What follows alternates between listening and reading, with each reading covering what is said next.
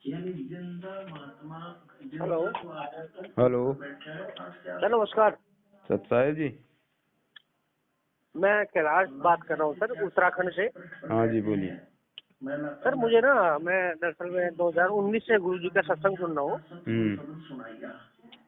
तो मैं जुड़ना चाहता हूँ संत रामपाल जी भगवान से। समझ गया मैं सब कुछ क्या है क्या नहीं है। सारे कंसेप्ट क्लियर कर दिए हैं। अच्छा। पहले मैं हालांकि मैं नाम दीक्षा वैसे 2020 में 21 में ही लेना चाहता था, लेकिन अभी भी मैंने नाम दीक्षा नहीं ली है। तो मैंने 21 में कोशिश की, लेकिन मैं उस वक्त पवन दास जी के वीडियो नहीं देखता था। लेकिन पता नहीं ऊपर वाले को क्या मंजूर था, भगवान जी को क्या मंजूर था कि उन्होंने पवन दास जी से कनेक्ट करवा दिया। फिर उनके वीडियो देखना शुरू कर दिया। फिर एक और मतलब गहरा डाउट और पैदा हो गया कि यार अब क्या हो गया। फिर दो रास्ते बन गए। फिर धीरे धीरे पवन दास भाई के और आप लोगों के वीडियो, आप लोगों की साथ संगति देखने लग गया। फिर और मजा आने लग गया। मतलब अध्यात्म के मार्ग में और थोड़ा सा विश्वास गहरा होने लग गया। तो आज तक अभी तक दीक्षित नहीं हूँ मैं, लेकिन बस दीक्षा लेना चाहता हूँ। लेकिन अब वो तो ठीक है, पवन दास भाई भी कहते हैं और मैं भी समझ चुका हूँ कि नामदान सेंटरों में जाना तो मूर्खता है। मैं समझ चुका हूँ इन बातों को। लेकिन मैं ये चाह रहा हूँ कि मैं कैसे मतलब दीक्षा लूँ या क्या करूँ। मैं खुद संकल्प नाम दीक्षा लूँ तो कैसे लूँ। मेरे को ना थोड़ा सा कंफ्यूजन है। देखो भगत जी, उसके लिए कुछ नहीं है। अब बाकी आप सब कुछ समझ चुके हो सच्चाई। हाँ मैं समझ चुका। मैंने दीक्षा नहीं लिया अभी तक, लेकिन मैं ज्ञान देख रहा हूँ 3 साल से। मैं सत्संग सुन रहा हूँ। मैंने हर चीज पहलू को मिलाया, हर वेद शास्त्रों से गुरु जी के पहलुओं को मिलाया। और मैंने शुक्रगुजार हूँ मैं उस परमेश्वर का कि मैं उस दलदल में ना गया, बच गया। शायद मैं सोचता हूँ मैं शायद बच गया।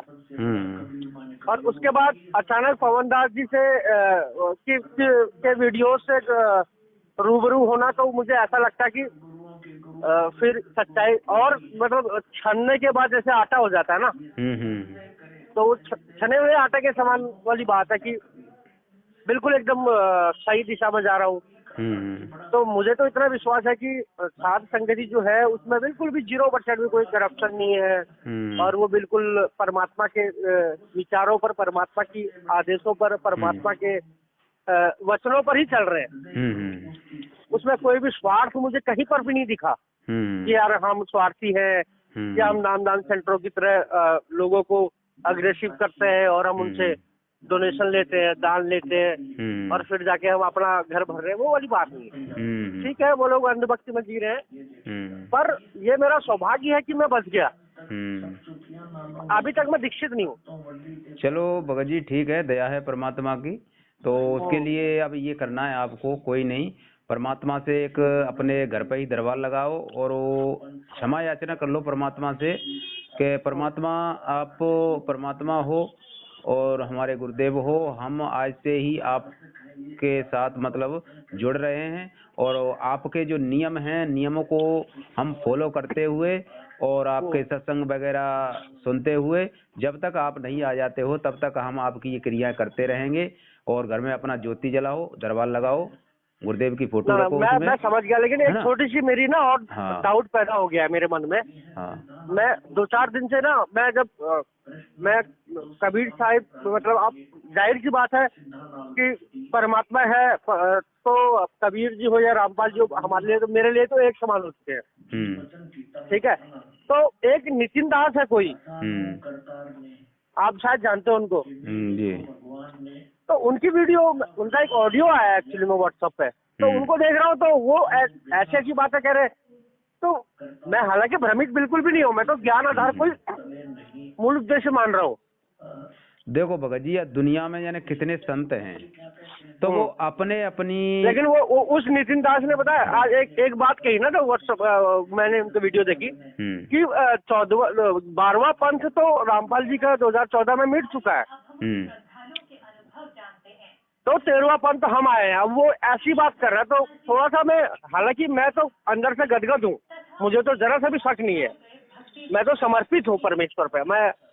अब मैं पवन भाई, मेरे पास पवन भाई का भी नंबर है और बहुतों का नंबर है, लेकिन मैं आपसे इसलिए कह रहा हूँ कि आप बहुत ज्यादा क्लोज हो, आप बहुत बढ़िया तरीके से साथ संगत करते हो। तो मैं ना मेरे को कभी कभी ऐसा रोना आता है, मैं कहता हूँ हम शायद कितने गंदे और कितने, हम जानवरों से भी, कुत्तों से भी बदतर है हमारा जीवन, जब हम परमेश्वर को इतना कुछ जानने के बाद भी अगर हम नहीं कर पा रहे हैं। देखो भगत जी सुनो जी जी। इस दुनिया में बहुत सारे संत हैं और उस सब अपनी अपनी कह रहे हैं इस दुनिया में, ठीक है, लेकिन वो स्वयं कबीर साहब, स्वयं कबीर परमेश्वर हैं, संत रामपाल जी महाराज, उन्होंने अपने सदग्रंथों से भी प्रमाणित करके बता दिया है।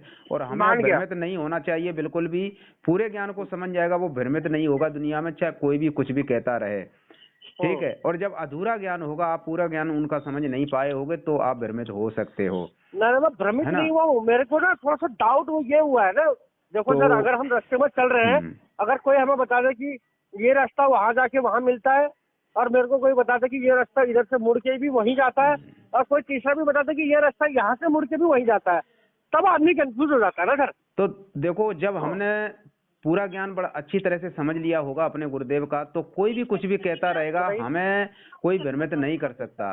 जैसे गीता जी में भगवान ने कहा है कि अर्जुन, तू भांत भांत के वचनों को सुनकर जब तेरी बुद्धि एक स्थिर एक परमेश्वर पर टिक जाएगी, तब तू भगत बनेगा, तब तो तुम भगत बनेगा। अगर कल को कोई तेरे को कुछ भी कह देगा, भ्रमित कर देगा, तो भ्रमित हो जाएगा। जब पूरा ज्ञान समझ में आ जाएगा तब तो तुम भगत बनेगा, ठीक है। भक्ति तो बाद में चलेगी। तो देखो, अब आप पूरा ज्ञान समझ गए होगे तो इस दुनिया में कोई भी कुछ कहता रहेगा, किसी प्रकार से आप भ्रमित नहीं होगे, ठीक है ना। मैं बिल्कुल समझ गया। मेरा तो एक ही फोकस है बस। हाँ। वही बस एक ही फोकस है। तो बस लेकिन मैं ये कह रहा हूँ ना कि ये लोग ऐसे कह रहे हैं ना, वो ये कह रहे हैं, अब पवन भाई ने भी चैलेंज के लिए बात की, वो आज उनका एक ऑडियो आया है, तो उसमें उन्होंने बताया है कि पवन भाई ने चैलेंज किया है। अब वो नितिन जी कह रहे हैं कि राजा की लड़ाई राजा से होती है, तो वो कह रहा है कि मैं संत रामपाल जी से बहस करूंगा, वो बाहर आए। तो मैं ये सोच रहा था ना कि ऐसा तो नहीं है, हालांकि मैं खुद पर विश्वास कर रहा हूँ, कोई बात नहीं। और मैं भगत जी उनसे आप कहो कि आप इंतजार में बैठे रहो, इंतजार करो, और जब वो आ जाएं तो आप उनसे ही जो भी बात करना चाहते हो आप कर देना। मेरे को ऐसा लगता है कि जब परमात्मा बाहर आएगा तो पता नहीं कितनी बड़ी तबाही हो जाएगी। मुझे तो ऐसा लगता है कि यहाँ वही तो बात है ना, उन्होंने क्या बोला हुआ है कि जब अब की बार वो परमात्मा बाहर आएगा ना, तो पता नहीं चलेगा इस दुनिया में कौन कहाँ चला गया,